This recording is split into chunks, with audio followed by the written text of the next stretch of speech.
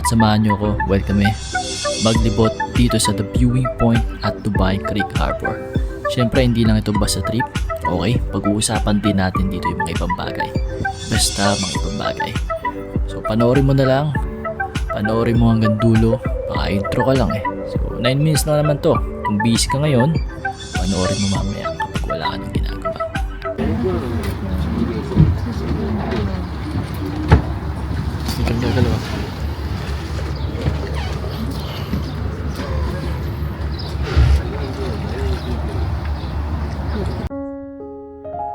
That was year 2019 nang dumating ako dito sa Dubai. So actually, hindi ko talaga pinangarap maging OFW. Pero this is one of the options. So sabihin na natin, may oportunidad para mapaganda yung buhay.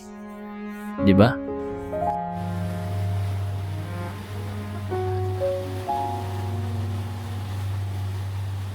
So why not?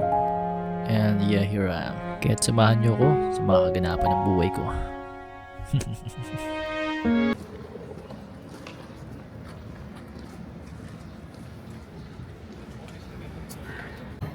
Lagi siya yan. Saan mo gusto kumain? Ang tiyan ko din. Wala ka naman talaga yung tiyan mo.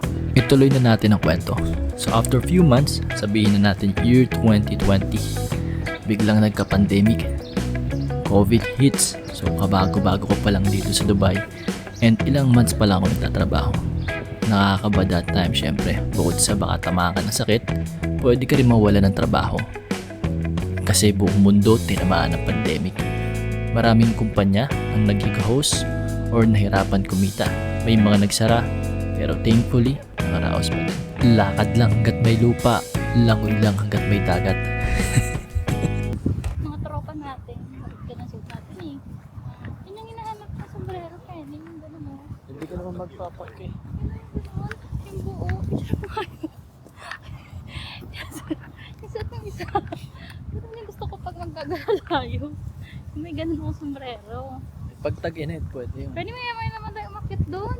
Parang naman nagsasunbathing tayo doon. Parang anak tayo ng... Yun talaga. Yun nga pinunta natin dito eh. Viewing point eh.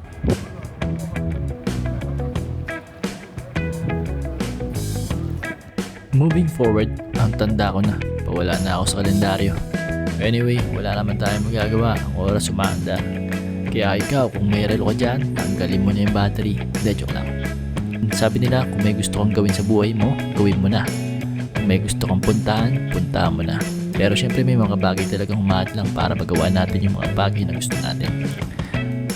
Kaya nga kailangan natin galingan sa buhay para magkaroon ng kalayaan at karangyaan. Lahat naman tayo yun ang gusto sa buhay, di ba? Kalayaan at karangyaan. Gawin kaya nating KKK, tatlong K. Kalayaan, karangyaan, at kayo na mag-isip ng isa. Alright.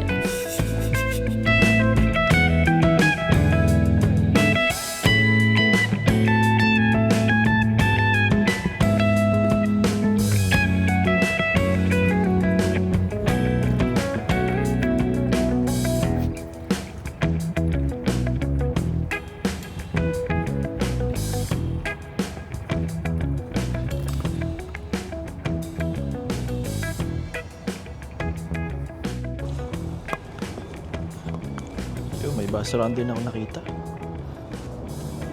Alright. Hindi mo ka muna doon si Ejel. Ayaw maglakad kasi mainit. Libot-libot muna ako dito. Ang sarap dito, grabe. Napaka-relaxing.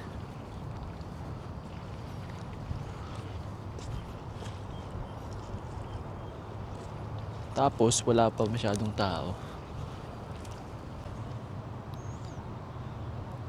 Video niya daw sa salamin, yung sarili niya. Titignan niya kung payat siya. Tingin nga. Oh, payat na ako. Oo nga. Payat mo na. Yan na, picture tayo nila. Oo nga.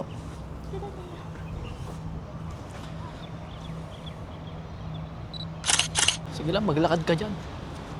Yan o, ikot-ikot. Sa pa ikot.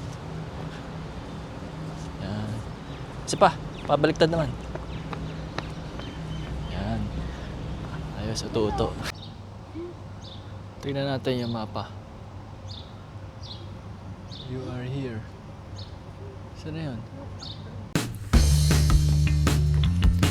Eto na, tara na nga magpunta sa main place ng The Viewing Point. Paano nga ba namin nalaman ito lugar? So well, nakita lang namin ito sa Facebook. Take note, free entry lang dito. So ayos na ayos para sa mga gustong gumala at ayaw gumastos ng malaki. So ganastos lang naman namin dito pagkain. And inumin, syempre, mainit eh. Mabagay siya iyo. Ginalagay ako dito sa ano ko. Madilim pa pala, mga 5:30 pala kayo. Ngayon na, punta tayo sa kabila.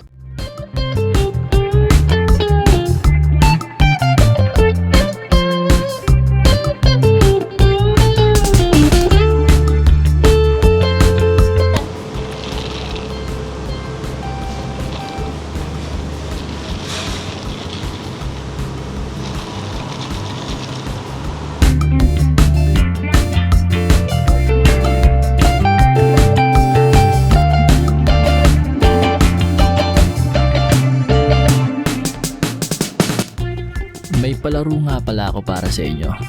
So panoorin nyo tong hanggang dulo, ipili ako ng isang mananalo. Okay?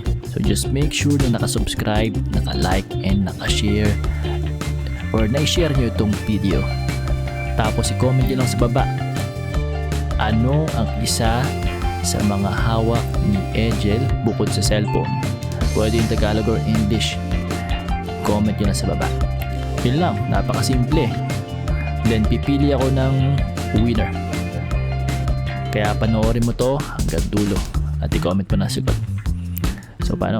Hanggang sa susunod na video ulit. Kita kits. Bye bye.